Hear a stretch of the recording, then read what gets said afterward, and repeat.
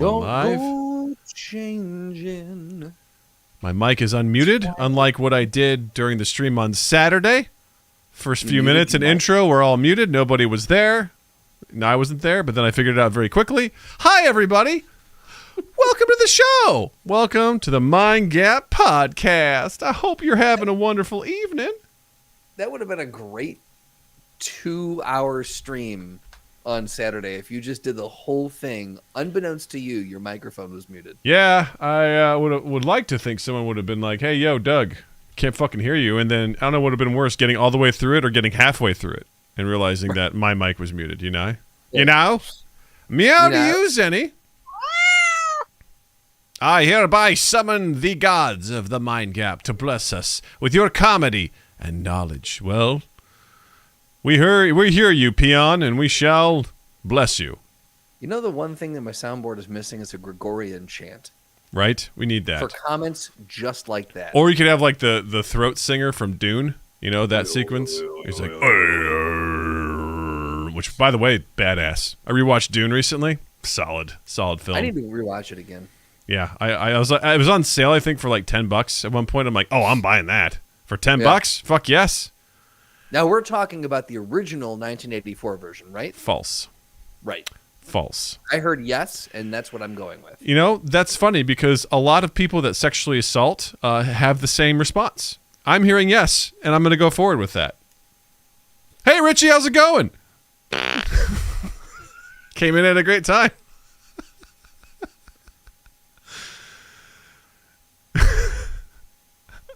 You know, I was trained a sales guy in orientation, and one of his things that'll always stick with me is like, you got to tell me no. And I was like, I don't like that.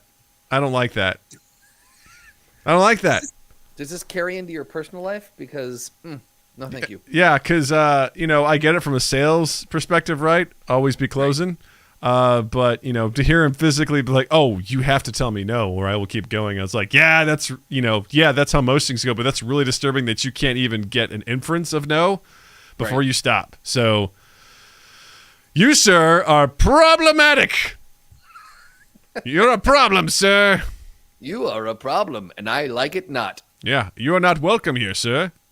Goodbye. Good day to you, sir. Good day. I said good day. I said good day. Richie, how you doing, man? Staying up late as always. Respect, because I'm a baby when it comes to staying up late. I love it. Yeah, man. Got a few beers. I'm in it for the duration. That is a warrior. Dude, Richie. That's a warrior. I hope you have tomorrow off. Because we are going to go for 4 hours today. Yeah, I mean, you're already, 6 hours ahead of us, so God bless you, sir. Like, that's math I can't even do. Dear God. Yeah. Yeah. Yeah. Well, I think we're looking good. I think we're sounding good. I think we're smelling good. I think we should get this shit rolling. You ready, Justin? Oh, I was born ready. I was born in the thoughts. All right, here we go. In 3, 2, 1. Hey, everybody. Welcome to Mind Gap Podcast. I'm Doug. I'm Justin. And it's another glorious day here with you. Welcome to our church. Please leave some money in the tin. And, you know, hopefully the services will meet your respective expectations, you know? And if not, it doesn't matter because we run the church. And it's tax-free. So, welcome to the church. For us. This was worth a half an hour wait. I hope so. Wolf, I hope so. Wolf, you got here real early. Wolf took advantage of the doors opening very early here. Yes, he did. He just came in, sat down, and was like, "This is what we play for." You know, it's like I claim my seat. This is what I'm here for. So, welcome everybody. We're so glad you're here. I'm excited. We got some good stuff to talk about tonight. But before we get into it, let's get into some housekeeping. Let's get started. So, first things first. If you were like, "Hey, where can we find you guys?" It's at Mind Gap Podcast on all our social medias. There you go. Easy. That's it. Bing, bang, boom. Done. If you're like, hey, we want to support you, how can we do that? Well, guess what? I got a couple of ways. Number one, you can check out our Patreon, patreon.com/MindGapPodcast. Subscribe to us, $5 tier or $1 tier. Whatever suits your budget. Either way, we're thrilled to have it. Number 2, check out our merch at redbubble.com. Search for Mind Gap Podcast, all one word, and you will find our merchandise. Pick yourself up something nice with that sweet Mind Gap logo. Wear it around. People will be like, what's that? It's like, oh, it's a podcast with two guys that I like. They have a fart soundboard. You should check it out right here.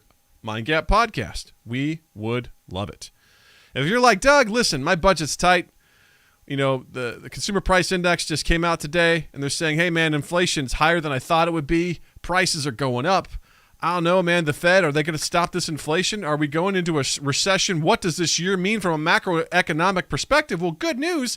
All you have to do is click on like and subscribe on our YouTube channel at youtube.com/mindgappodcast. It costs you literally nothing, and it means everything to us. So go ahead and do that. And by the way, if you're subscribing to Patreon, you could be one of the really cool people, such as Wolfslore, Tom McIntyre, Richie Armour, Zenny, Slutty Bartfast, and Almighty Crit, all of whom subscribe the Mind Gap Podcast Patreon, and we thank you dearly, dearly, dearly. Thank you for your support. We appreciate you. Also, if you'd like to connect with us even more, check out our Discord server. The link is in the description below on YouTube. Go check that out. You can join. You can join us for our video game nights. You can hang out with us, shoot the shit, share memes. We have really good, fun conversations. You can contribute to the podcast using the Ask Practical Doug channel. You can submit throwdown ideas, all sorts of stuff available at your disposal, which is great. And if you're like, man, where can I get in on this live? Check us out at youtube.com/mindgappodcast. Tuesdays at 8 p.m. Central, we broadcast live and record. And on Saturdays at 8 p.m. Central, I host a video game stream of all sorts of wonderful goodies. And last Saturday, I played Ultimate Chicken Horse, which was a lot more fun this time. Still stressful, but still. And still the best name for a game ever created, period, hard stop. Yes. It's essentially a game where you and up to 3 other players build your own platform level. It starts out very simple or very hard, and your goal is to get from point A to point B without dying. If everyone gets there, nobody gets any points. If nobody gets there, nobody gets any points. So it's just got to be hard enough that at least one person doesn't make it for you to get the points.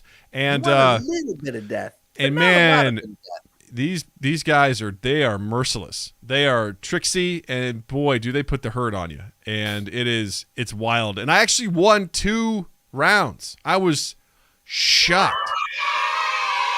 I was like, let's just end the stream here, man. I fucking won. Like, calling it. Like, and then I won again. I was like, what the hell? How is this possible? I'm terrible at the game. But it was really, really, really a lot of fun. We had a really good time. So this Saturday, 8 p.m. Central, we're talking April 16th. We've got special guests, C2, the Twitch streamer who's been on here a couple times. Easter. What's up? In honor of Easter. In honor of Easter, we're bringing C2 on to play some What the Dub with us. And if you have not played What the Dub with us, you are in for a treat. It's essentially kind of like a Jackbox-like game where you get to watch a, C movie clip. It is from really bad films, and you get to see this quick clip, and then you get to put in the response. Like, you get to fill in the dialogue, and it's really fun. It usually gets filthy, and it's going to be shockingly quick. Yes, it gets dirty real quick. It's really, really fun. So please come check us out. I think that's going to be a really good time. I'm really looking forward to it. It's going to be great. So, and then the following Saturday, I think we're going to fire up Gary's Mod, which I just recently bought. I've heard about it for a long time. It's on Steam, and we're looking to do some prop hunt, I think is what we're going to be doing. I don't know what any of that means. Essentially, I've shown you this before, Justin. Prop hunt is essentially something where there's 2 teams. There's hunters and there's props. You load into a level, and as a prop, you try to hide in with the background because the whole level's filled with just stuff. And the hunters have to go and try to find the props that are actually people. But every time they fire, they lose health. So this can't fire indiscriminately. And you can move and things like that. And we played some shitty free version of this game. We're like, we'll do this the right way through Gary's Mod. And we also might play Trouble in Terrorist Town, which is essentially like Among Us, but a little bit different. Really looking forward to that. I think we're going to have a good time. So, again, youtube.com/mindgappodcast. You can find all of our stuff there, and check us out for our live streams. I'm super excited. I think we're going to have a lot of fun. So that sounds like an absolute blast. Because I'm assuming like the part of the game is you walk down a hallway and you clock what's there and you turn the corner. If you come back down, you're like, that garbage can wasn't always there. Or it's like, why is there a garbage can here? Because Right. you don't necessarily get to select what you are. You just are assigned a prop. So if you're just like a hot dog sitting in the middle of a hallway. Right? Yeah. Right. Like we played a free version of it, and we were at this like, I don't know, warehouse / junkyard. Yeah. And at one point, Noah was a rack of clothes, and he was like, or I was playing as a hunter, and I just stood in one spot, and like halfway through the round, they make you change. And I watched Slotty was playing. He was something normal, and then he was like this bright red like billboard. I was like, pretty sure that he goes, oh, this isn't fair, and I just shot him and killed him. So it was his, That's amazing. Yeah, it was. Man, yeah, I wish I could play that one with you guys. yeah. I mean, I'm gonna be shooting that weekend. Oh, okay, gotcha. Yeah, Shooting props. What's that? You're gonna be shooting some props. So I'm gonna be shooting some props that week. So I am playing with you. Exactly. Yeah. Slotty goes, yeah, that was less than ideal. Yeah. So I'm looking forward to it because that's a game where you want to get as many people as possible in on it, and hopefully we can really pull in a lot of folks because I think some of these servers, I mean, you can play these games with up to like 30-some people. So oh my god, this is a calling out all hands. If you have Steam and you have Gary's mod, which is a mere $10, come join us. I think we're gonna have some fun. So that's the other thing. Does it work on Macs? Who knows? Like even if I was available. Listen, it's based around the same things as like Half-Life and Team Fortress 2. So if Team Fortress 2 runs on your machine, this should run too.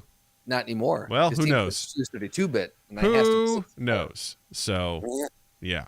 But anyway, Zinni goes, woo, gotta load that sucker up again. I'm a maybe. Jared, why don't you make yourself a yes? Why don't you put a little more positivity in your life, pal? Huh? Yeah. Huh? Huh? Huh? Come on, Jared. You ever thought about that? Huh? Yeah. Think about it, Jared. Got a lot of busy times ahead? Yeah? We can't spare 2 hours for your buddies on a Sunday morning? Come on. Jesus, Jared. Yeah, Richie. Oh, my God. Richie playing Prop Hunter? Come or Richie on. playing Trouble in Terrorist Town? Oh, my God. I want to see Richie in a deception-like game where Richie has to bullshit his way through something. Like, that sounds like so much fun. I wish you didn't work weekends too, Mr. Wolf. Anyway, super excited. We got some good stuff coming. But more importantly, I've got a movie update. Tell me. So Natalie, Jurassic Park, huge hit with Natalie. Gigantic hit. How many times have you watched it so far? At least 3 times. Nice. So she's a big fan. She's such a huge fan. She wanted to watch the quote-unquote next movie, but I didn't want to tell her that Jurassic Park 2 and 3 exist. So I was like, I showed her the trailer for Jurassic World. I'm like, you want to watch that one? She goes, yeah. I'm like, all right. I've seen that movie once. Why not? So I bought it. Can I first jump in real quick and just say that this, Doug, is the foundation for how relationships get fractured down the road. Probably. Years down the road, she's going to see that there's a Jurassic Park 2 and 3 and go, nothing my dad told me was true. I'm like, yeah, and you're welcome. Because she's going to watch them and be like, yeah, these aren't very good. The girl doing gymnastics to fight the Velociraptor in Jurassic Park 2. Good day, Junior. And Jurassic Park 2? Yeah, no, she's going to thank me for it. So I'm like, yeah, you're welcome. I still don't remember that part. You've referenced that many times in the last I don't week. remember most of the film. I know Jeff Goldblum's like the lead character in it. And I know that at one point the T-Rex lands in San Francisco or some shit and gets off and starts eating people through the city. Yeah, it's not a good film. I mean, I've got it pulled up. Should we just play it, the audio for people, just sit here and listen to it? I don't think we should. Okay, I cool. think that's how you get flagged for DMCA shit. I'll say this: the owners of the Jurassic Park 2 would probably thank us. Like, yay, we saw a spike of less than Bingo. tens of people checking out this film. I love Richie goes, I bullshitted my way through life so far. Sounds like a piece of piss. I get you there, buddy. Go bullshitting through a game. I love it. Natalie will like the gymnast girl, I guess. So I fired up Jurassic World. I'd seen it once before. And I remember it being a movie. Actually, I'm disappointed about how much I remembered about the film because that means that's taking up space for more important things. It's like, no. Let's keep these plot points to this film in your brain and like forget important things, you know? It's entertaining. It's a fun movie. I would probably liken it to like a Fast and the Furious kind of film. It's just like enjoyable. Yeah. Hey, Tint's here. Welcome back, pal. Nice to see you. Yeah. So I was like, listen, I'm not as familiar with this one, so if it gets scary, I'm sorry. I can't warn you in advance like I've done in the past. Like with, I've seen Jurassic Park just oodles of times, so I can be like, oh, Dilophosaurus, here it comes. That part's going to be scary. Oh, watch out. Velociraptors, hit. Like I can do all that. This, I'm like, we'll see. She fucking loved it. Absolutely loved it. Loved the movie. I was really concerned because, have you seen the movie? Yes. With the Indominus Rex, I'm like, it gets kind of scary. It's a bigger creature. But she actually has those toys, a toy of a T-Rex and an Indominus Rex, and they both roar and everything like that. So, it was exciting. Oh, it's nice to see your text. He says, it's nice to see our faces live. Thank you, buddy. And thanks for joining us for Ultimate Chicken Horse on Saturday. It was very fun having you play. But yeah, so she watched it and she fucking loved it. She absolutely loved the movie. And as soon as it was done, she's like, well, can we watch the next one? And I'm like, look, I haven't seen Fallen World and I don't really want to buy it. So I was like, listen, it's not streaming. She's like, I go, but there's a third one coming out in June. And she's like, there is? I'm like, yes. She's watched that trailer a bajillion times because she just fucking loves dinosaurs. Still surprised by it, yeah. She loves dinosaurs, just fucking loves them. And I was like, yeah, that one's not out yet. She's like, well, can we go see it? I'm like, well, it's coming out in theaters. She goes, can we go to the theater? I'm like, I mean, maybe. I don't know if that's a movie you want to see in the theaters or not. I mean, this was a whole different level, man. Like, yeah. I was like, I do because I want to have that movie going experience with you, but I don't know if you're going to get scared. And this isn't like Frozen where it's cool if kids are like laughing and talking during the movie. Like this is a legit movie. So you got to shut up. And the thing is, your daughter might become the thing that you loathe at the theaters. Yeah. The kid who's talking. I'm terrified of that. Ticking and laughing. Because she'll get like overly dramatically scared. She'll be like, like she'll do stuff like that. I'm like, stop it. And part of the things too, I just have to say, hey, listen, this is fake. This is not real. Okay. Right. None of this is real. And it's so funny because I guess the second time she watched it on girls' night, she goes, this isn't real. This isn't real. Like she's like pumping herself up, reminding her this isn't real. And then I get the string of questions. Dad. And she just calls out a very specific part. And again, I'm pissed that I know exactly what she's saying because we'll be talking about name something. And then she'll be like, Dad, I thought the blood was going to come from something other than the Indominus Rex. But it actually was coming from its mouth because it already had blood in its mouth because it ate something. And I'm like, and I know exactly what part she's talking about, which is when the Indominus Rex ripped out its tracker. And I go, well, maybe it's not because it ate something, because it's ripped its tracker out. She goes, oh, how did it know to do that? I go, I guess it was just smart. She goes, I guess it was. I guess it was. She's like, how do they make the Indominus Rex? I'm like, science. A lot of science.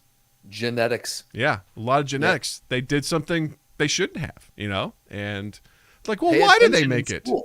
Why did they make it? Well, they wanted to make something that was bigger and better. We're going to kind of see this when we go to Disney World. We're going to see attractions that they're trying to bring people to, It's kind of the same thing, Yeah. They'll get there eventually. Just less murdery. Yeah, for now, that we know of. I mean, look, the mouse needs blood. The mouse needs That's all it eat. The mouse needs to eat. It's feeding. And when time. The mouse is hungry, it will feed. Yes. Jared says, take her to Morbius first. She can practice in an empty theater. Oh! Wait. I haven't pulled that one out in a I while. keep saying this for whatever reason. Like, I feel bad for that movie.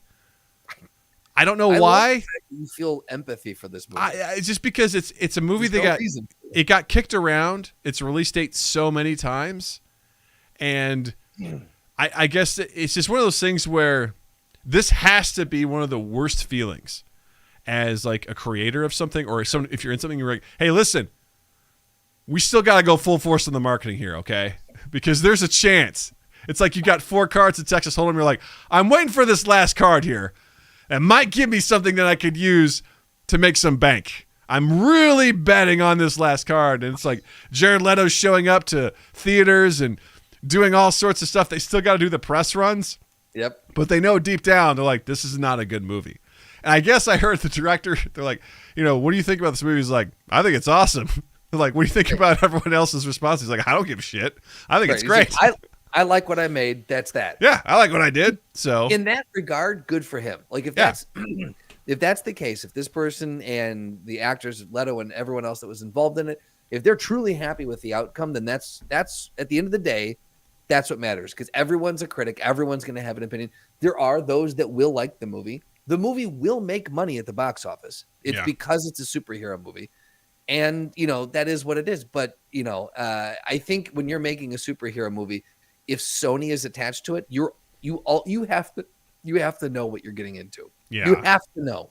Because what I hate about it is there's ties to the Spider-Man universe with it, because Morbius is often connected with Spider-Man. I think, was it Michael Keaton's Vulture makes an appearance in the film. Like they're playing with something they don't understand, and they're trying to replicate, but they can't.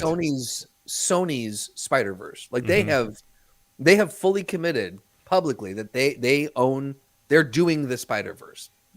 All their movies are gonna connect around one singular property.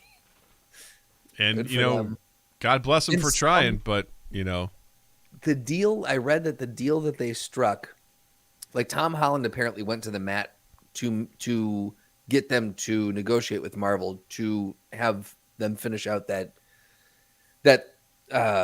trilogy, and then to keep Spider-Man there. But one of the things, I guess, with that deal was that Sony could make movies with Marvel in the MCU, and they could make Spider-Man movies that didn't exist in the.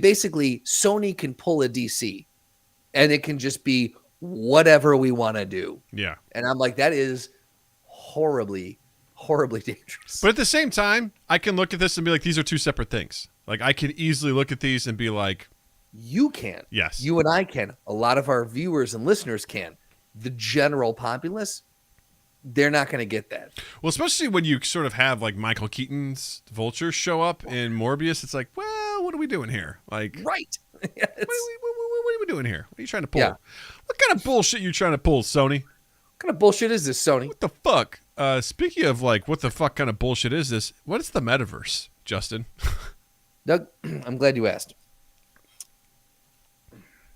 Starting with Lawnmower Man in 1990 something. 2, 3. 2? 3.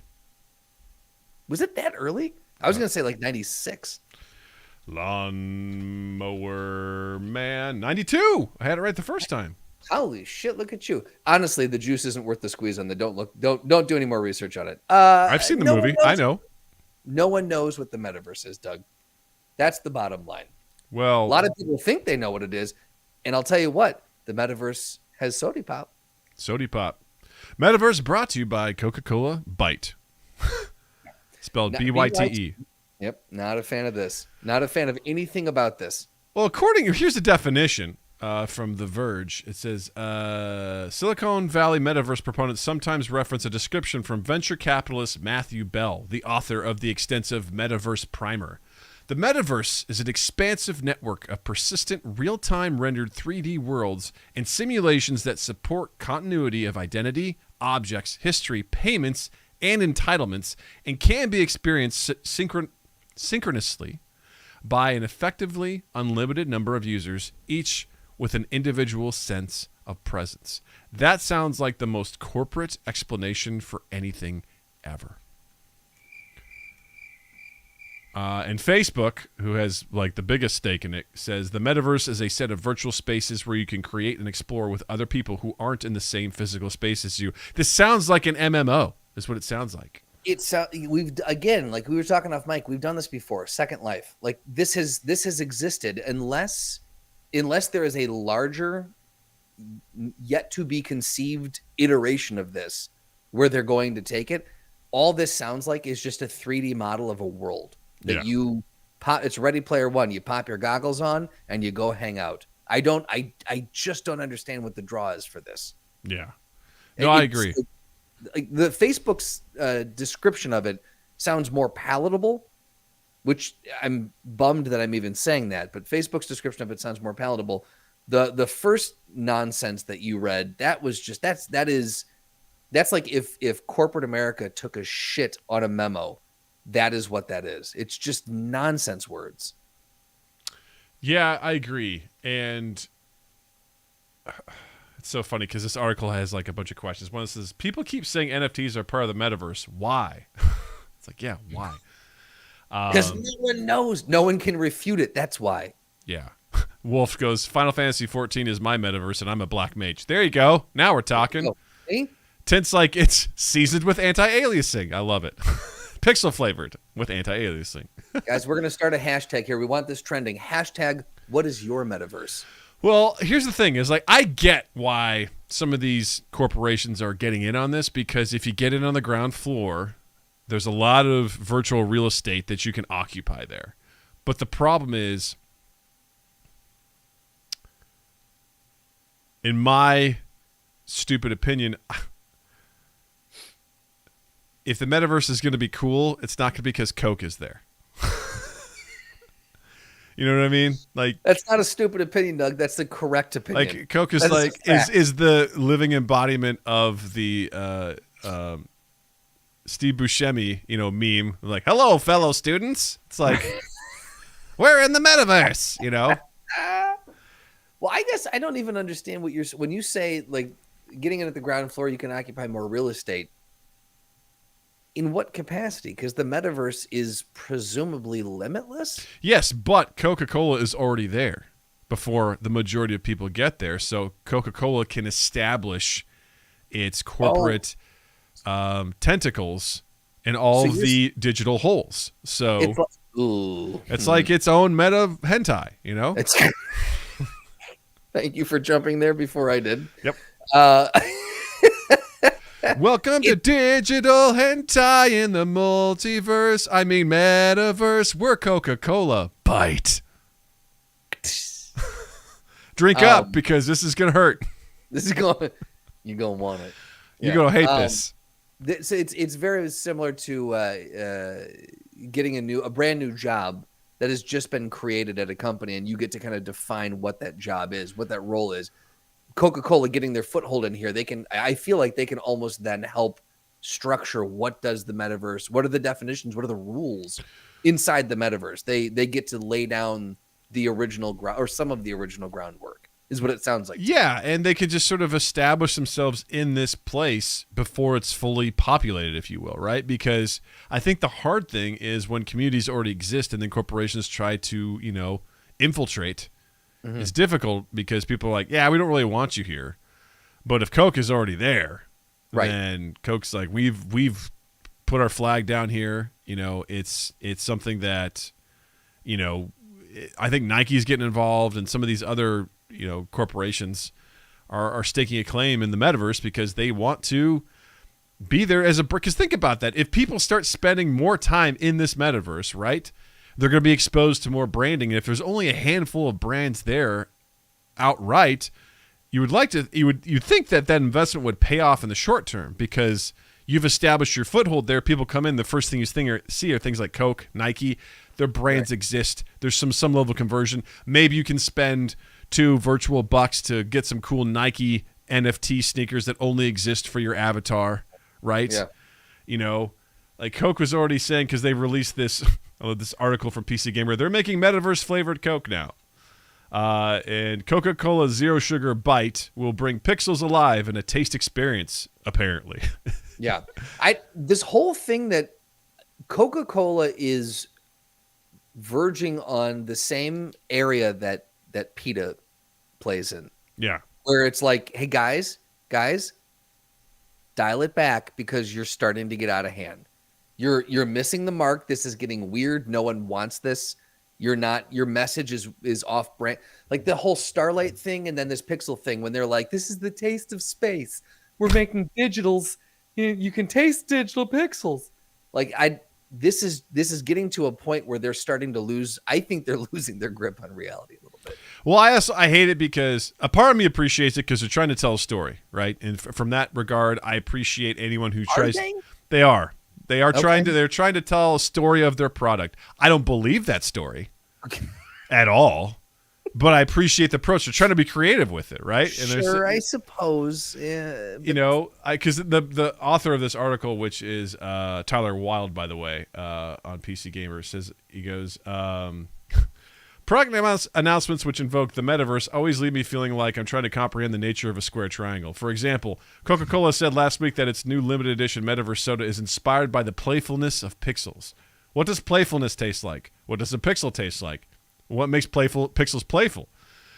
He says, apparently these questions can only be found in a sip of Coca-Cola Zero Sugar Bite, which it claims is rooted in the experiences that gaming makes possible, also not a flavor, and will be available in slim can 2-pack starting May 2nd. They're only available. You can only purchase them online, and Coca-Cola says makes them a portal between the digital and physical worlds. What? That doesn't make any sense. Again, you are losing touch with reality. That's not a story. That's the ramblings of a lunatic. Right. Someone in their marketing department has locked themselves in a room, won't let anyone in. Security cannot get in there, and they're just firing out press releases. Yeah. Oh, this for is sure. nonsense. This is nonsense. Coke's meaningful statement about its new metaverse liquid is that it tastes bright. So citrusy, maybe? The company also says that the soda's upfront taste is reminiscent of powering up a game. And the author says, but I refuse to accept that anyone genuinely believes that. We've crumbled up old NES cartridges into our Coke. Yeah. Blow into it first and then drink it. Well, it's funny because he goes, then again, my favorite description of Diet Coke, which used to be many times a day habit for me, is that it's like drinking an algorithm. So maybe I'm not giving Coca-Cola enough credit for understanding its own products. I guess the thing that I still don't understand about the metaverse, unless you had something else to go on. Well, it says maybe a sip of Coca-Cola Zero Sugar Bite, which, by the way, goddamn, what a long name for your product. Coca-Cola Zero Sugar Bite really does bring pixels alive in a taste experience because it's a metaverse soda. The Coke Bite launch includes a Fortnite creative island, it gives a code, which features 4 minigames that can only be solved by working in tandem with fellow players, as well as a separate augmented reality game that tells the story of Bite, the 8-bit pixel left behind when Coca-Cola Bite entered the metaverse. Man, I don't look. Maybe they're. I don't know. I'm having such conflicted feelings about this. Like, is the audience for this the same? When Minecraft came out and 12-year-olds lost their mind, is that the new, like, that equivalent? You know what I mean? Like, what that age bracket is now is that who this is going after? Because this does nothing for me other than enrage me. Well, I don't think it's for us, for starters. I don't think we're the target market for this. And obviously, if they're trying to get it on Fortnite, there's a very specific demographic they're trying to get in with that. I find it hilarious that they think that anytime I've even remotely entertained ideas like this where corporate America is like, check out this cool game, it's always been a shit game. It's never been fun. Absolutely. Yeah. So I can only imagine where they're like, first of all, check out this new mini game that you can do in Fortnite. And also, it can all be solved by working in tandem with fellow players. Do you think that's going to happen? Right. Have you played Fortnite? Do you know what's going to happen? I played recently. You know what it was? People just riding on trains and doing dances. I've seen the clip. Yeah. Yeah. It's crazy. Absolutely crazy. The thing that I still don't understand about the metaverse is that it makes it sound like it's more of a catch-all phrase or a catch-all concept rather than, because like is it one centralized location? Because it sounds like Coke has their own, or Epic rather has their own that Epic has their own that Coke is getting into. Facebook has their own. Like, everyone's doing their own metaverse thing. Is it one location? Do all of these metaverses tie in together? Because that's what I'm not understanding about it. That's a great question. And if you don't know the answer, that's fine. Let's fucking pause. I don't think I have the answer. I don't think it's one central location like in Ready Player One, would like the Oasis, where everything lives together. I would love to do, because actually we just found this article before we went live that kind of like asks a lot of questions and like provides answers to it. Like, is the metaverse a kind of internet? Will it replace the internet sort of situation? I think there's where it is now. Did you see this headline in here or the heading? What's So that? is Fortnite a metaverse or Facebook Horizon, or is the metaverse all of them put together? Yeah. Exactly. Literally the thing I just asked. That's fantastic. Yeah, exactly. So there's so many questions. And again, we talked about this before. I feel like the only people, they make it seem like everyone's talking about the metaverse. The only people who are talking about the metaverse are fucking corporations. That's it. No one else is talking about this. Go on the street, go to your job and be like, hey guys, the metaverse. Am I right? It's like saying bringing up NFTs. Like nobody knows what the fuck it is or what it should be used for. Watching Ready Player One, the idea of a central location for everyone, it's kind of cool. You know, corporations and podcasters are talking about it. You're right, Tint. We're unfortunately talking about it, but you know, freaking podcasters. I know we're the worst. We're part of the problem here. And podcasters. Old man yells at cloud. That should be most of them. I mean, we should change Doug hates stuff to old man yells at cloud. I mean, I feel like we were both quickly moving into that realm. Jared goes, Doug, no one's talking about it. Also, Doug talks about it.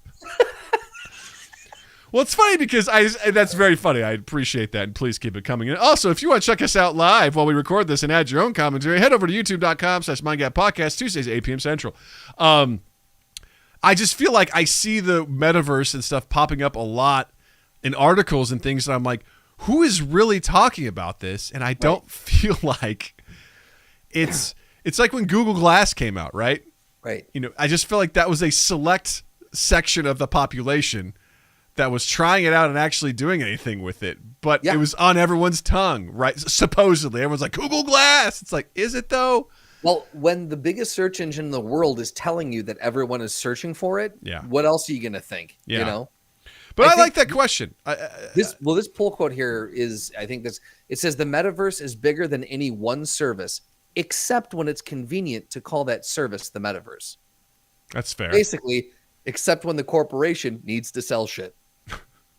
I love it. I do feel like any pure idea of what the metaverse could have been is 100% going to get bastardized by corporations. Like they are going to ruin whatever the original Snow White pure intent was of this. Well, also there's a question: will the metaverse turn into just another form of advertising, like social? God damn it! That door just flew open, like someone was. Hey, either stay or get out. No in between. It's like the SWAT team was coming in there. Hi, stay or get out. You can stay if you want, but you can't just hang out here. I gotta close the door, so you're gonna stay. You gotta stay. Loki. This episode brought to you by Old Man Doug and Loki, now on Disney Plus. Yes. Hi. Get comfortable, Doug, because you're with me now. That's right. For the next hour, unleash your farts. I deserve them.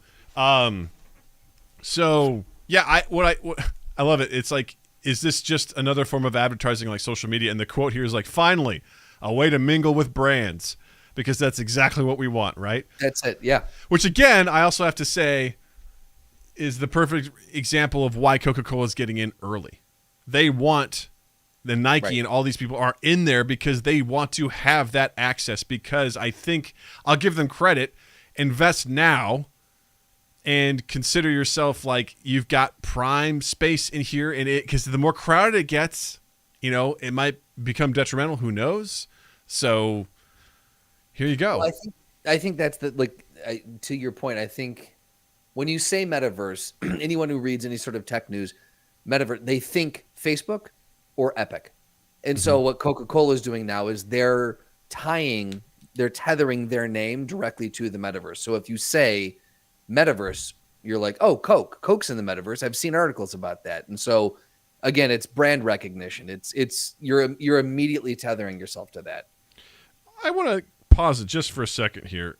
Would we like something like Ready Player One, where there's a central place where people can go digitally? The only good thing about Ready Player One is that it was owned by basically a guy and a company, like a software company. Right. So it was homogenized. It was all one thing. Right. And there wasn't a lot of advertising in there, so to speak. If you know, it was like all game related stuff. So in a way, it was quote unquote pure, you know, in that sort of sense. does a centralized thing like that, does that sound good? Does it not? No. I love Tint says, first of all, this is the next step towards idiocracy, and also the more centralized the internet, the worse it is. I stand 100% behind Tint in that. I agree fully. If it was the more decentralized you can make something, which is why I'm not look, cryptocurrency, I still haven't jumped on board that train. I'm trying, man. I I'm really vaguely trying. understand the concepts of it and blockchain and all that, but I do understand the benefit of something being decentralized and the fact that it does not give one entity ultimate control over it. I do think that is a much safer route to go in general. I don't want to, I'm making broad sweeping statements, but in general, I do think that decentralization is probably a better idea, especially when it comes to something like this, where you could be collecting data, where you could be collecting, like when it comes to that kind of stuff, it is, you just can't trust one person. Well, I agree. Because that's the stuff where it's funny. You go back and you watch some of these movies, you know, even some really rough movies where like things like one of my favorite ones, I think it was Contagion. Okay. Like Matt Damon or whatever. And that whole film is based on the premise that this pandemic happens across the globe. And the funniest part is at the end of the movie, everyone gets a vaccine. You know, everyone agrees, they take it. They're like, yay, we're safe. And it's like, no, we can't even do that right in real life. You know, just exactly. So like there's these things where you have to take giant leaps of faith that almost seem natural. You're like, all right, cool. Yeah, there's this one video game company that owns this whole thing called the Oasis and Ready Player One, and everyone's cool. Like, it's like, that's not how it would ever happen. No one would ever do that. Like the bad guys would already be in there. Like 1,000,000%. Yeah. They would be like, that's where lobbyists come from. That's how lobbyists were born, out of the ooze and the sludge of that. Yeah. It's one of those things where I don't know, I guess this is kind of like when the iPad first came out, I fail to see the usefulness of it. Not to say that it's not useful, I just don't see the applications of it to myself personally right now. I don't look at this and be like, the metaverse. iPad I get now, like definitely. But initially when the iPad came out, we got one. Yeah. Because it was a gift from Jill's work at the time. I'm like, what are we going to do with this? Like, it's like, I can't really play games on it, at least not the games that I want to. And it was like one of the earlier, you know, versions of it.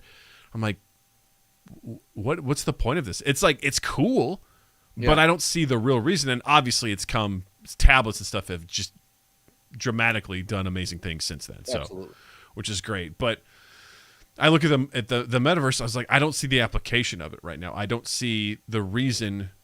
For me personally, I would love to see it something more than just a place for brands to come in and just, you know, basically open up their trench coat to you and be look down here. It's not pixelated, you know? It's just, yeah. I mean, it's what is it? Capitalistic escapism. Yeah. Like that's all it, like at this point, that's all it feels like it is to me. It's like, it's escapism where you're sold things. Yeah. It's almost in a lot of ways too, like, what was that movie? Minority Report. Where as people walk by and their eyes get scanned and like ads and stuff are just attributed to them in that sort of way where I'm like, I don't. If it was one thing that all these corporations were piling into one central thing and be like, this is the metaverse. But if you've got Facebook Meta, you've got Fortnite, you've got, you know, and I guess the metaverse is across all these things. Coca-Cola, for example, is saying we're going to invest in Meta, we're going to invest in Fortnite, we're going to invest in, you know, X, Y, and Z. We're going to cross-pollinate across all things. We want our brand to exist in there. So I think that's my problem is I'm thinking it's one central place, and that's not what it is. The metaverse exists across many platforms. Well, there's another great quote in here in this article. It says the metaverse isn't a single product one company can build alone. Just like the internet, the metaverse exists whether Facebook is there or not. Mm-hmm. So, which I think that, but again, like I still feel like I'm getting conflicting. I'm like, okay, so it exists like the internet, but how is that not just the internet? I don't understand how we differentiate what is the metaverse versus what is. I guess, and then this is just my dumb explanation from it. Whatever the metaverse is, it's some sort of interactive community, whether that's Fortnite, which is a game, whether it's Meta, which is this virtual place with avatars. The metaverse is more than just going to a website, to some Coke dumb website for a promotion where it's like, check out Starlight. You can give a concert. It's based on the radiation. In fact, it is radiation. You're dead. You have cancer. Like it's weird. I don't understand it. I don't think most people do. But maybe it's more of a concept and less of a specific thing. And I think this is just my own personal epiphany that's just happened, which is, like I said, it's not the Oasis from Ready Player One. It is the concept of the metaverse, which maybe is what they're investing in, which to some extent, I think these guys should do that. They should get involved. They should try to do that from a gross corporate perspective. It's like, get your brand in front of as many people as possible. Get people thinking and talking about it. Again, you got to do what you got to do. So congrats, I guess. Congrats, I guess. Yeah, I guess. I'll be more interested. I do feel like the metaverse is something that is in very infant stages, and it's yet to be fully fleshed out. I think people have some idea of where maybe it's going, but I really don't think even the people who are investing in it fully understand. I think they're taking a leap, and they're saying, here's a bunch of money. Let's figure it out as we go. And it's a concept that ethereally makes sense to invest in because it could go somewhere interesting. And so the way that I'm looking at it is that I think that we're going to have a better understanding as they have a better understanding of what the fuck it is they're actually building. Well, as other opportunities arise, right? Yeah. People see the success of Fortnite and incorporating concerts from actual people into the game and bringing in different properties and things like that. As Meta starts doing whatever the fuck it's going to do, and if it sees success, people will be inspired by that, and they will be creating other things. And I think these brands will be ready to also invest in additional things that come about as they go. So, again, I guess good job. Supposedly, I still don't know what this is yet, but I think I understand the concept of it, and I get why they're investing in it. It's an opportunity to get your brand in front of more people. You are financially obligated to do that as a corporate thing that is offering something like that. I just can't wait till something like Pet Boys. I'm waiting for the Pet Boys announcement of how they're getting involved, because they should. You should have a Pet Boys in Fortnite has vehicles. They have tanks now. Get your car serviced in the metaverse, right? You need a Pet Boys. You gotta have a Pet Boys. MCO, come on. Yeah, get it done, right? It's got to do it. You got to do it. I think at the end of the day, everything else aside, at the end of the day, the big takeaway with the metaverse is go buy Coca-Cola Diet Sugar-Free Zero Bite Cola. Go drink it. This episode brought to you by... I'm not even going to do it. Who gives a shit? By Pepsi Alternative. Jared brings up a good question. Justin, what's the update on the 2 East 8th NFT? What's going on with that? Oh, yeah, no, look, keep waiting for it, man. You stay right by your phone, and we will call you the minute that it's done. Join the 2 East 8th Patreon. Put your pre-order down now to see what you can get. Yeah. Normally it's $5,000 to get, to put a plus the standard industry $3,000 fee, Well, that's to just the $3,000 fee is just to reserve your spot in order to put the $5,000 down for a chance to get an NFT. There you go. 2 East 8th NFT. So do that now, because let me say, spots are filling up quick. They are, man. Forcing scarcity. It's the best thing in the world. People love it. Artificial scarcity. As Tint said earlier, it's the best. So speaking of things that also don't quite make sense, late March, people found out that Disney Plus censored The Falcon and the Winter Soldier. Yeah, man. What's this about? Because I don't... With what they just released onto Disney Plus, censoring something doesn't really make sense to me. Yeah, so apparently there was a couple of scenes that were scrubbed, and they were replaced with more family-friendly versions, apparently. So someone said there was a part in episode 3, around the 37-minute mark, Bucky throws a metal bar at a woman. Back when it aired, the bar went through her shoulder, pinning it to the container. Now it bounces off. And then someone else said, just went to that episode, and they also edited the scene where Zemo kills the guy who made the serum. Yeah. Which I'm like, now, What? Disney just released all the Netflix series. So Daredevil, Luke Cage, Jessica Jones, Iron Fist, The Defenders, The Punisher, and they chose to censor where a metal bar goes through someone's shoulder. I don't fully understand what we're doing here with this. Is it to make sure that, like, do you think Disney's trying to differentiate itself, their original, like their Disney Plus series that are directly tied into the MCU versus the Netflix kind of what you would call like a second cousin series? I'm That not they're sure. related, they're in there, but like they they don't reference, they say, the war on New York or the big green guy. They don't ever really reference things directly. I'm wondering if that's Disney trying to make that separation and say, we are clean. Slotty goes, I'm going to watch the scene where Luke Cage and Jessica Jones violently fuck right now. Tell me if that is still in there. Slotty, please tell me that's still in there. Also, Jared called it out too. He said apparently it's uncensored already. And I just found an article from the Direct. Wait, they reverted it. That just came out yesterday that said it has now been reversed. Interesting. So it's been restored to its original non-updated cut. The move back to the original cut has been in effect since at least April 6th. You know who I blame for this? I blame Bob Chapek. Yeah. Because that guy's a fucking tool. I haven't liked him from the day he took over, and I stand by that today. I just don't understand. Like, those are so specific. Like, I guess they had edited out some blood. So, like, the guy that killed the serum, like, I'm looking at the two differences. Like, one of them, the guy has his eyes open, he's laying on the ground, and there's blood. And then the other one, he's just laying there with his eyes closed. It's like, what the fuck? He's sleeping. So I'm gonna show this to the chat in this stream here, so you can kind of see the differences.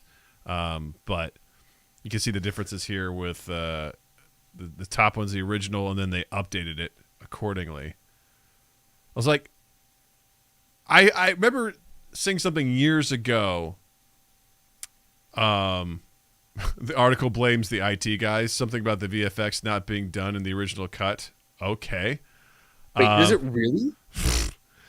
I think I remember seeing something. It was years ago that stuff like this, violence like this, is way more harmful than actually showing it, because yes, it makes you think that shooting a gun isn't as bad as you think it is. And they they showed two different. They showed a clip of like GoldenEye, where James Bond's just shooting a whole bunch of soldiers, but there's no blood at all. He just shoots them and they fall over. And I'm like, it's setting the tone that you can still have this brutal violence without seeing the consequences of it. And they said that is far more dangerous than actually seeing someone get blown up and guts going everywhere. Right. I mean, that's the thing. When you see like a truly in a film, when you see a true representation of what it looks like when someone is at the receiving end of that, it is very hard to watch and does its job in letting you know that this is not something to be taken lightly. Yeah. And I understand we're dealing with superheroes and it's a little more comic-y and it's fun, but at the same time, I think that point still holds. I think that point still holds true. As far as blaming the IT person, again, Bob Chapek, but go fuck yourself. Yeah. Yeah, it says, unlike WandaVision's modifications where they, forcibly put in the shadow of Doctor Strange flying in to talk to Wanda, the changes made to Anthony Mackie's solo series were unintentional. According to Disney Plus, the censored edit was due to an accidental software control issue and would be corrected immediately. What? Are they trying to tell us that they have AI that is going through and editing things for them, and like it got overzealous? What the fuck does that even mean? Yeah, I was also like, have you guys seen Moon Knight? That's pretty brutal. Yeah. I mean, again, you put Punisher season 1 and season 2 on your streaming platform. I'd also argue Daredevil's also not violent either, Oh yeah, no, Daredevil is fucking hardcore, but man, that Punisher season 2, yeah, I didn't finish it. I was just like, man, this is just violence porn at this point. I Yeah, right? could not finish that series. God, I'm just thinking about season 2 of Daredevil where the Punisher's in the prison and he fucking brutally murders his way through Jesus, the corridor of inmates. Oh, right. Richie goes, reminds me of when Nintendo turned off the blood on Mortal Kombat 1. Yes. I remember that. Yeah. Jared says, I think the blood was all digital, so the censored one is just minus VFX. I guess, but it's also, especially with this guy, the serum guy, the shots are very different. One of his eyes closed, one of his eyes open. So I don't know. Noah could do that in his sleep. Right. That's easy. I mean, regardless, I'm glad they're putting it back to what it was because that's just it was such a oddly specific. I love how Tint goes to, that's code for human error. that took place. I appreciate that that Disney's allowing themselves like a TV 14 rating for this stuff. I think it needs to be, Yes, absolutely. I think we've seen these characters come, they've gone through a lot and I'm okay with it.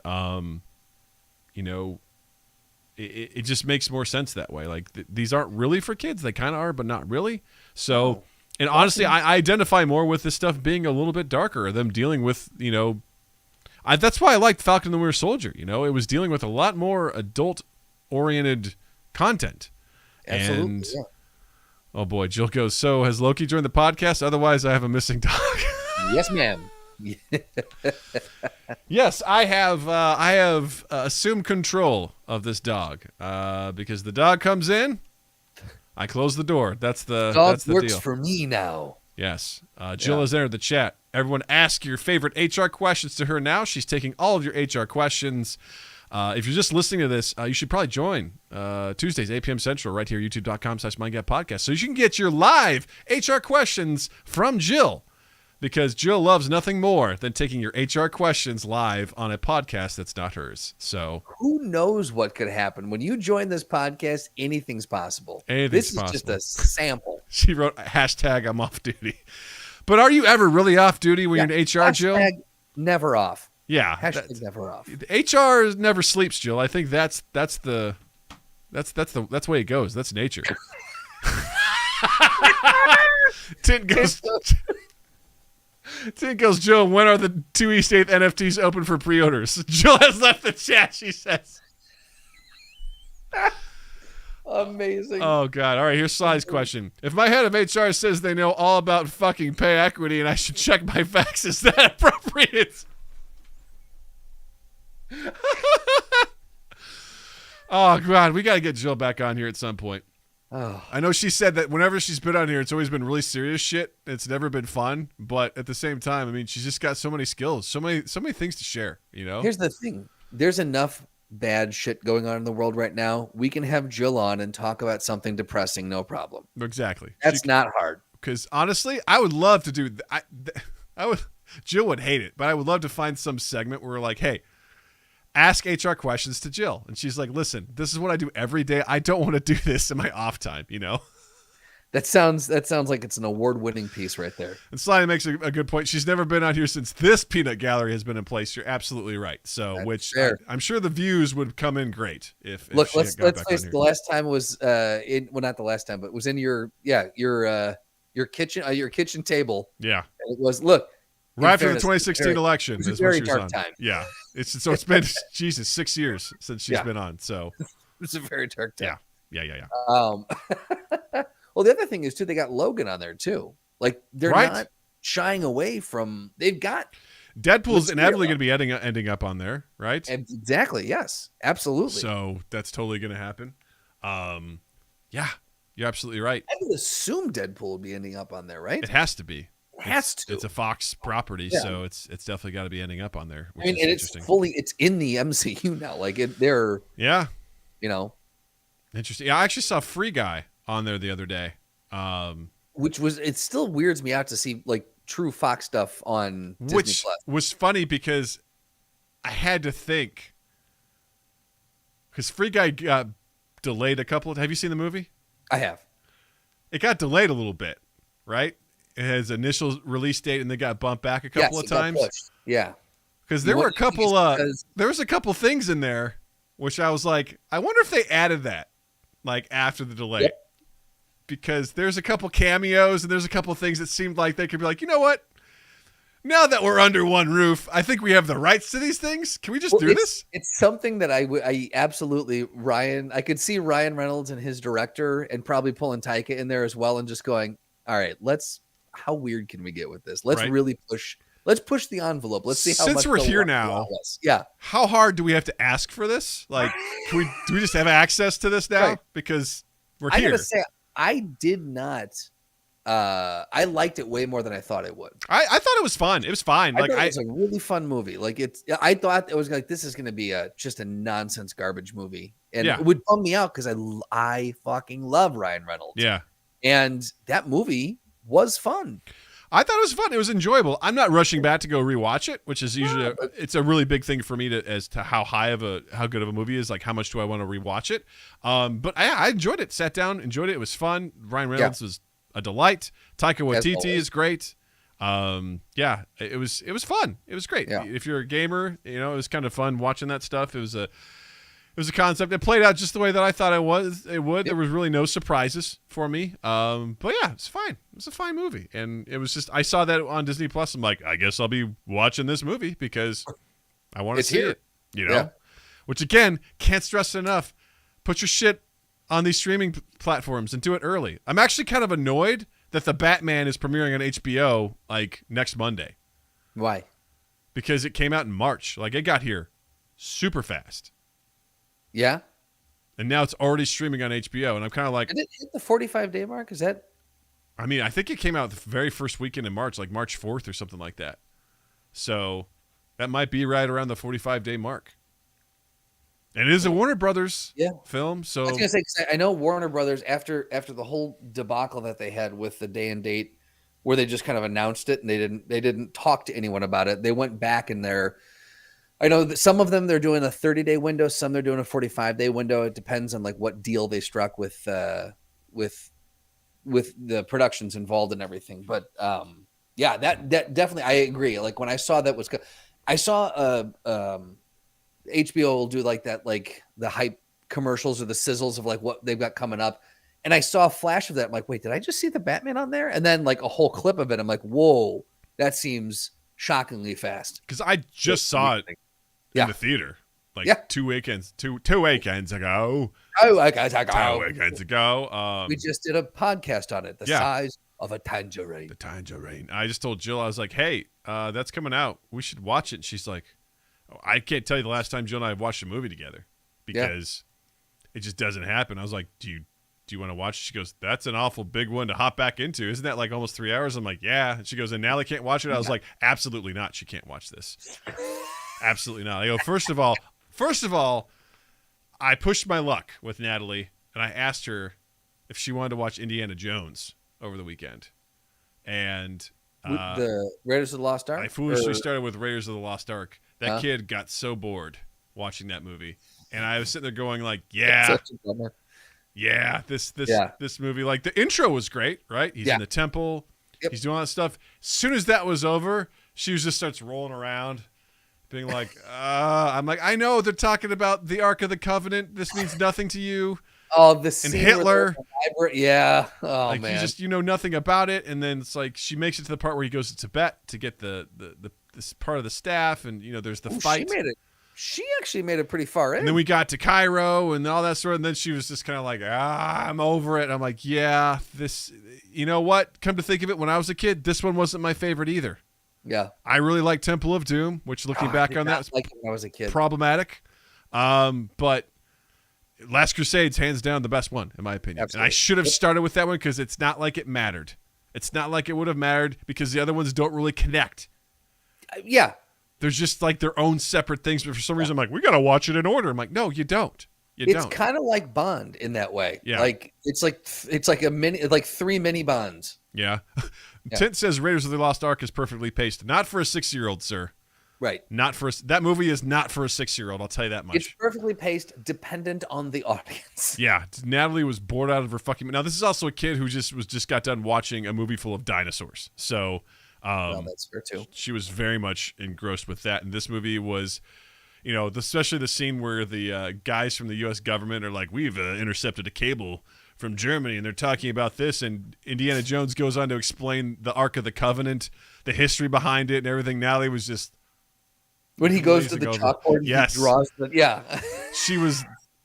Nope. I was like, yeah, maybe when you're older, you can enjoy that one. But for now, it's because I showed her the trailer for it. I was like, does that look like fun? She's like, yeah, because all the things they showed looked like fun. Right. But horseback riding and right? This, yeah, exactly. Why did it have to be stakes? Right. And I was also thinking towards the end of the film, like when they open the Ark and that guy's face melts, and I'm like, maybe. You're thinking ahead. You're like, uh-oh. I'm like, just maybe isn't a good idea. Maybe we shouldn't do this. I would probably go for Crystal Skull to introduce a kid to the franchise. You're probably right. But I don't own it for good reason. Here's the thing. As much as it pains me to admit that probably is the best one to introduce a 6-year-old to. You're right. Because it has the emotional intelligence of a 6-year-old. Richie says should have gone National Treasure or Tomb Raider. I'm not really in for either of those. So but which Tomb Raider? Yeah, right. Indeed. Who cares? Indubitably.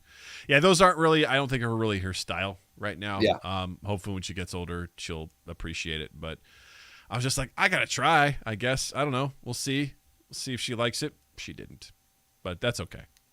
Can't all be gems, I pushed my luck. And the thing is, I knew better. I knew better, but I was like, let's do it. You're saying like the practical side of you took over and said, you shouldn't do this. But then like the fun dad side of you took over and said, yeah, let's give it a shot. Yeah. Which is why, Doug, you always should listen to your practical side. You're right. Everyone who listens to this podcast to listen to your practical side. In fact, you got the questions, we got the answers. All you do is ask. Practical, practical, practical, practical, practical, practical, practical. Ask Practical Doug. It is that time again for Ask Practical Doug. If this is your first time here, there's a small Doug that lives inside Big Doug, and the small Doug is known as Practical Doug. Practical Doug guides Big Doug in most of life's decisions, and he graces us with his presence every week on this podcast. So if you want to ask Practical Doug a question, you can either submit via social media using hashtag AskPracticalDoug. You can jump on live with us on Tuesdays starting at 8 p.m. Central, and you can ask us in the chat, or you hop onto our Discord. You can pop it in the comments of YouTube. Lots of ways to contact us and ask Practical Doug a question. Today's question, I'm just going to scroll right down to the newest one. And again, Slotty is just killing it with the questions. I think the last 2 or 3 have been from him. Slotty wants to know, Practical Doug, you cooked dinner. Scenario. You cooked dinner for your girlfriend last night. Fade in. You cooked dinner for your girlfriend last night, and you thought you did a good job until you were watching videos on her phone, and a text from her mom, he must have copied and pasted, popped up and said, quote, I'm sure he tried his best. Just eat it. What do you do? Well, Practical Doug is also go with the flow Doug. And Practical Doug Interesting. would probably be like, so you didn't like it? With just a hint of sadness. Because Practical Doug would want some realistic feedback, because it's like, listen, if you really truly don't like this, give me some feedback so I can make it better, or I won't make it again. Right. Because I don't want to go through the effort of making you a meal that you don't enjoy. Right. And as I've gotten older, I've realized how much I appreciate, even if the feedback kind of hurts your feelings a little bit, it's really important. Because like right now, Natalie will tell me, she's like, I don't like this. I'm like, I need you to tell me more. Mm-hmm. She's like, well, my stomach is telling me that I want to eat it, but my brain is telling me not to. And I was like, that's not going to work for me, because that doesn't mean anything.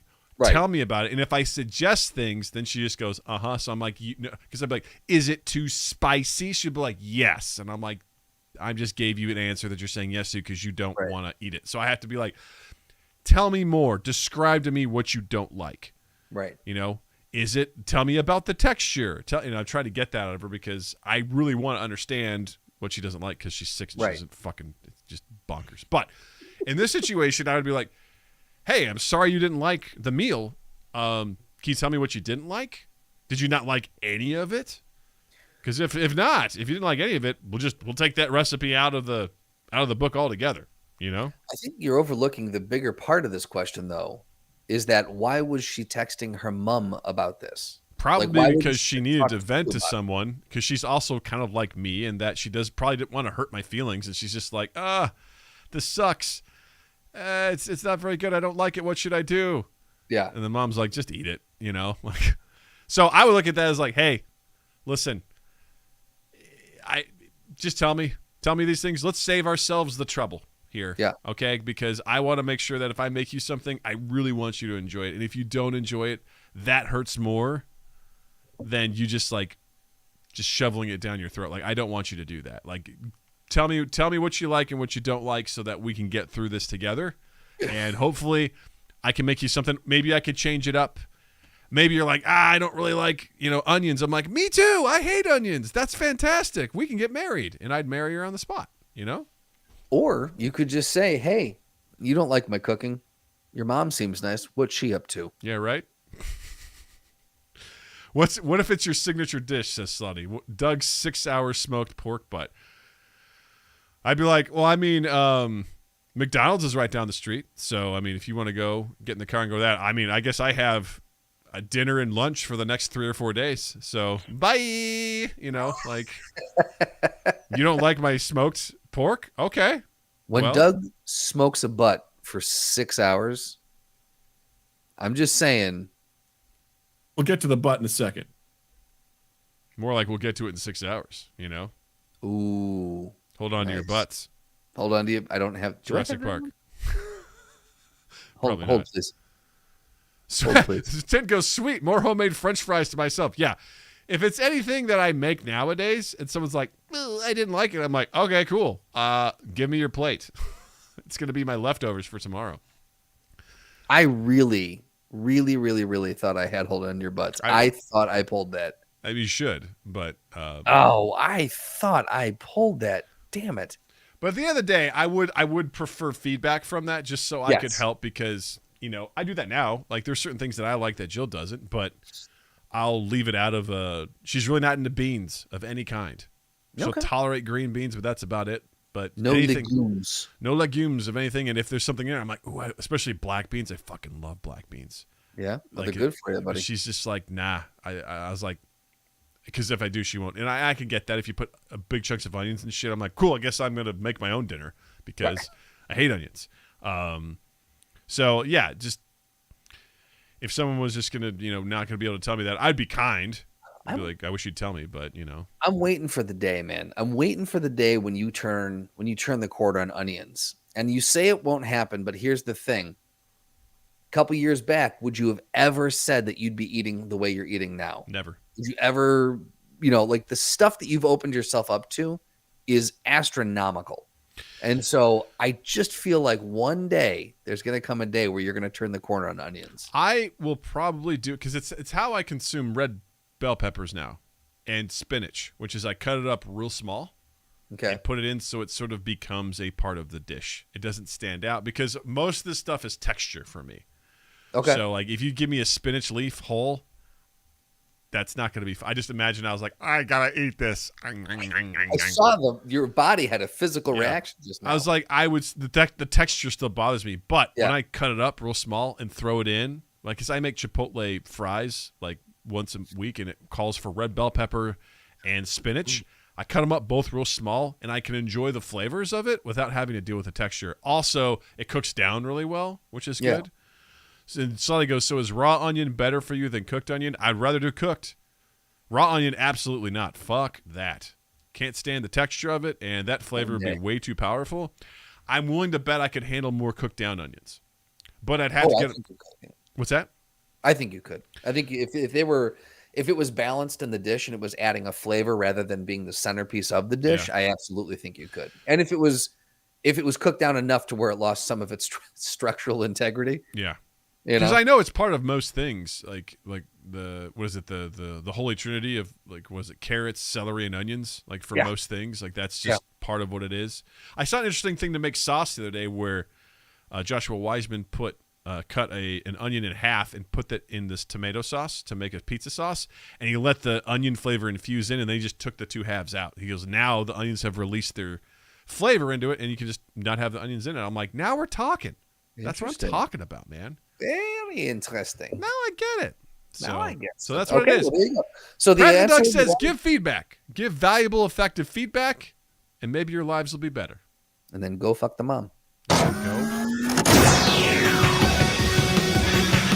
Welcome to the Throwdown. Hey, yo. It's time for the Hey. Throwdown. If you're new Right. here, this is the time part of the show, the time of the part of the show, the time of the part of the show, the time of the part of the show, where we take two things, we put them in a ring, and they have to fight to the death, and we have to decide which one makes it out alive. Whatever member of the council was in here tonight has been drinking Why?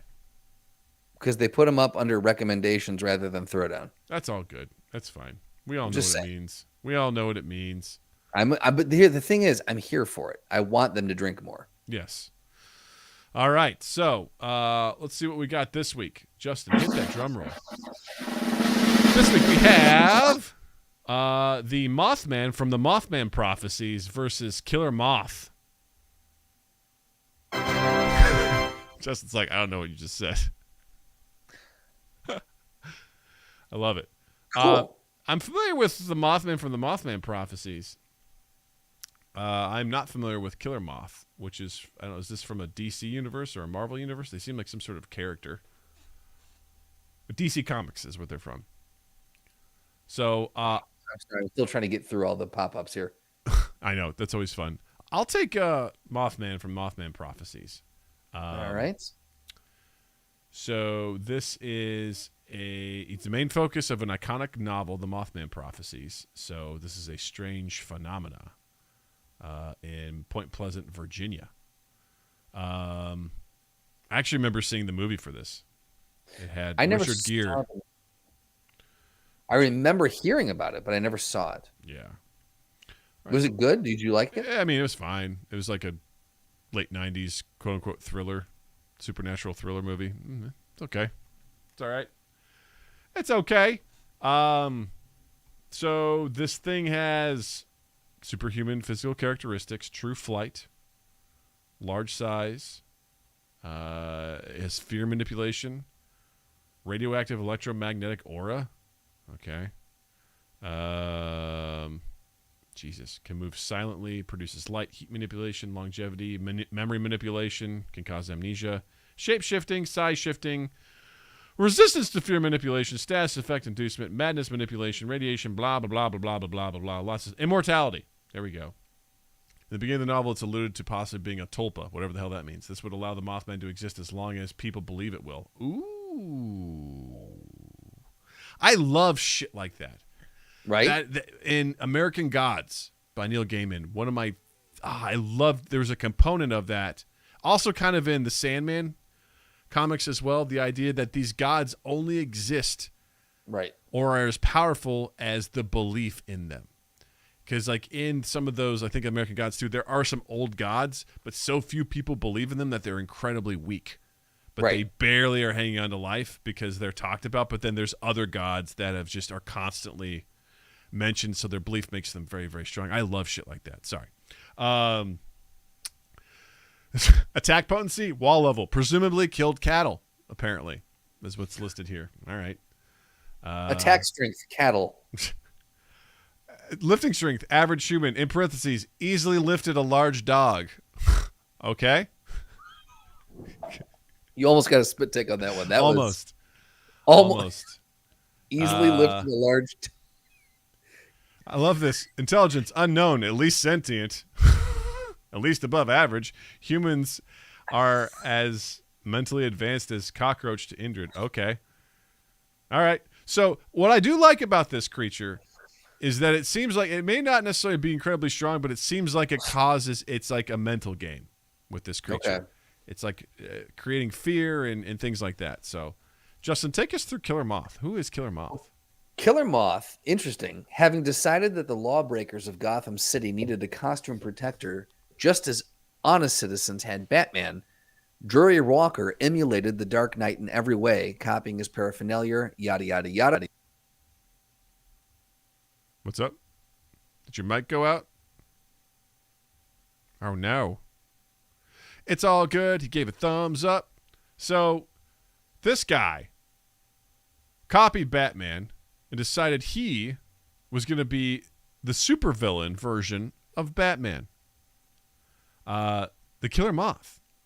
He came to resemble a dark mirror image of Batman, even adopting the alter ego of a wealthy philanthropist similar to Bruce Wayne.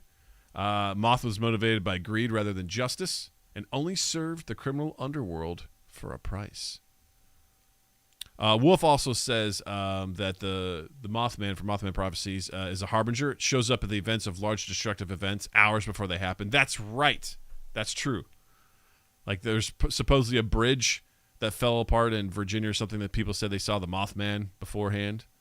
So Slotty goes, so wait, did Mothman kill Justin's mic in order to win this fight? Maybe. And by the way, my dog just let rip a fart. It is terrible. Am I back? I think so. I hear you. You hear me? Good. Okay. Whew. That was a thing. Also, I love the fact that you called out that your dog was going to gas you, and she did. She totally did. She lived up to her end of the bargain. It smells horrible in here right now. Is your dog like normally that gassy? Oh yeah, she's a toots magoots. Let me tell you. Got it. Yeah, all the time. My favorite thing is last night Natalie tried to get her to sit, and she did. On her way down, she farted, and then when she hit the floor, she farted. So it was like, so double toots. Well played. All right. So anyway, Justin, I got the intro in. Take us through the powers and stats of this guy. So Killer Moth has superhuman physical characteristics, master at weaponry, vehicular mastery, martial arts, gilding, enhanced senses, extrasensory perception. It uses most of this is just listing weapons it can use. Silk production, which is interesting, and then low to mid regeneration. It's got attack potency of a small building level. Should be comparable, but physically weaker than Batman can fight off Barbara Gordon. Okay. All right. At least small. Let's see. So attack potency, he can attack. Speed, at least supersonic, possibly hypersonic. Lifting strength is unknown. It's never attempted to lift anything. Striking strength, small building class. Durability, small building level. Can tank hits from Batman. Stamina is above average. Range, standard melee. Got a couple weapons and above average intelligence. Despite being somewhat of a joke, Killer Moth is a good marksman and flyer, and is stated by the Bat Computer as an accomplished hand-to-hand combatant. Not sure what that has to do with intelligence, but there you go. The weakness, cannot tolerate anyone making fun of him / none notable. I feel like that's contradictory. Wolf goes, wait a second. Can fight Barbara Gordon pre or post wheelchair, because that changes things entirely. Very good point. Very good call out, Wolf. Absolutely. It doesn't say. But I feel like we missed saying that it is a tier 9A. Yes. So I feel like Killer Moth is at their core a human. Yes. And I feel like Mothman, Indrid, if you will, is something beyond a human. And that being the case, I feel like the Mothman would be able to create fear and would be able to manipulate Killer Moth to their advantage. Now, you could also argue that if Killer Moth lives in the DC universe, he's probably seen some shit. So fear, how much fear gets to him, how much does something extraplanar or unusual. Because if you're seeing that every day in the DC universe, then maybe it won't be as effective. You're like, oh, great. Yeah, this thing is talking to me. Who gives a shit? I don't know. I'm in full agreement that the fact that Mothman can manipulate fear and it's all a mental game. Let me just scroll back down to where He's got memory manipulation. Powers and abilities. Yeah, and we're looking at novel, not the film, right? Correct. Yeah. Fear manipulation, memory, shape shifting. Yeah, look, anytime that you can get inside someone's head And if that person you're getting inside their head, they have a weakness for being made fun of, I'm sorry, but that's an ace in the hole. That's game, set, and match for me. Killer Moth has seen some shit for sure, but the Mothman is a little bit more.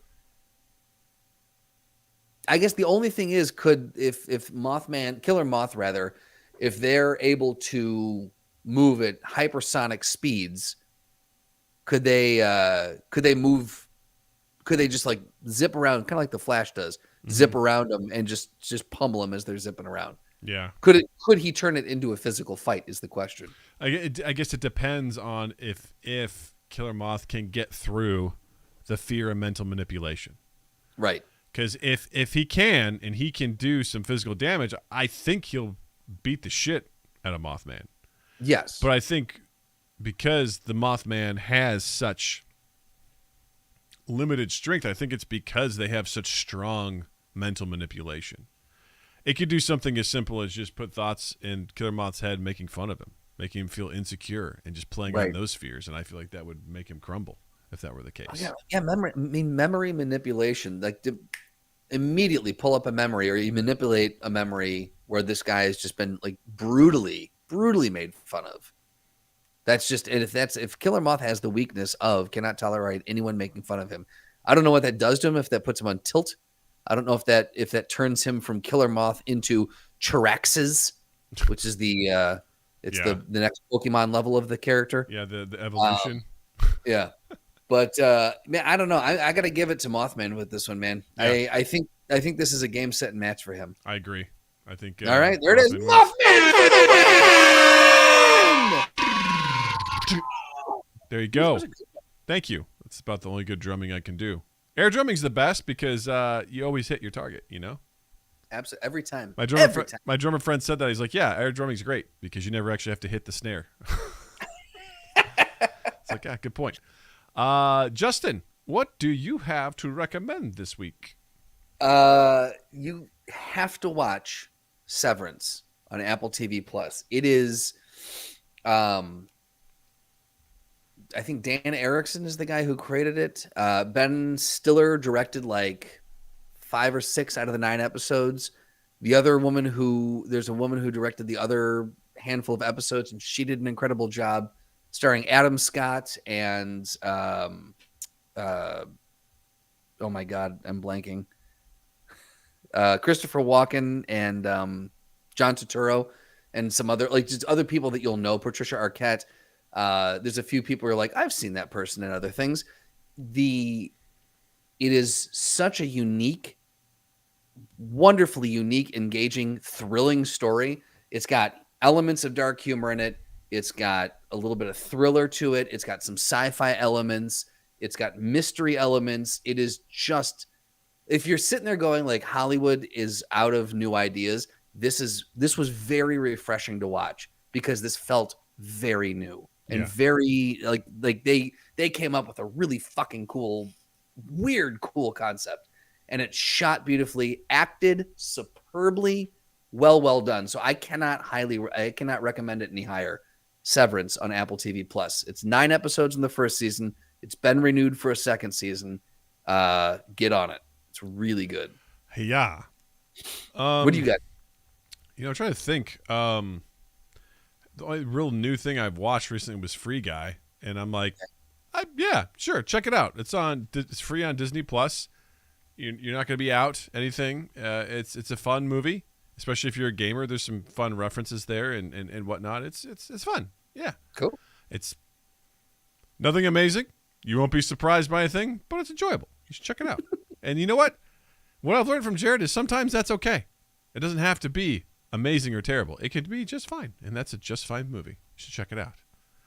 You should also check us out on all our social medias at Mind Gap Podcast. You should also check out our YouTube channel, youtube.com/MindGapPodcast, where we stream live on Tuesdays at 8 p.m. Central for our podcast and Saturdays at 8 p.m. Central for our video game stream, which is super exciting. You leave a comment on any of our videos, like, subscribe, do all those wonderful things. We appreciate it always, every day, forever. You're the best. Thank you. And also, please don't forget to check out Justin online as well.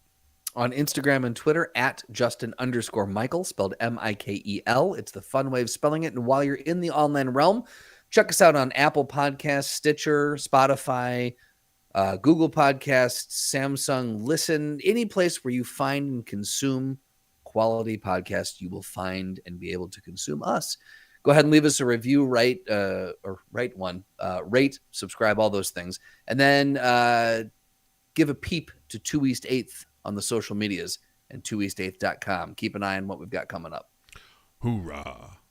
Hoorah. Oh, shout out. We just, 2 East 8th, The Peekaboo Man, which was our most recent horror short film, just won Best Horror Film at the Florence Film Awards for the month of March. It's a monthly film fest, and we won March. So, yeah. Italy showed us some love. Fuck yeah. Way to go, Florence. Yeah. A boppity boopy to you. With that being said, thank you so much for hanging out with us. And Justin, thank you. Douglas, thank you. Chat, thank you. Listeners, thank you. And you all have a dandy fucking week. Da da da da da da da da da. We did it. Thank you all for hanging out. This is a very fun and lively chat. You all are great. So much to talk about. I wish I could read every single person's comment on the air. Special thanks to Zenny. Thank you to Wolf. Richie for staying up late with us, man. God damn, you're a champion. You, buddy. Jared for stopping by. Tit for coming back in. Appreciate you. Slotty, of course. You're the best. We appreciate you. And anyone else that was lurking around, we appreciate it, man. It's great to see people here. And again, just a reminder, this Saturday, 8 p.m. Central, C2 has confirmed she's coming to hang out with us for What the Dub. Saturday, 8 p.m. Central Time. Come check it out. You can either play along, potentially. They are limited spots, but at the very least, you can vote with things like that. So it'll be pretty cool. Yes, you did hear your metaverse theme, Wolf. But yes, thank you all so much for hanging out with us. This was great. We had a lot of fun. And we will see you soon. So take care of yourselves. Be kind. Thank you, Richie. You're great. Appreciate you. See you on Saturday for some good stuff. Ta-ta. Ta-ta.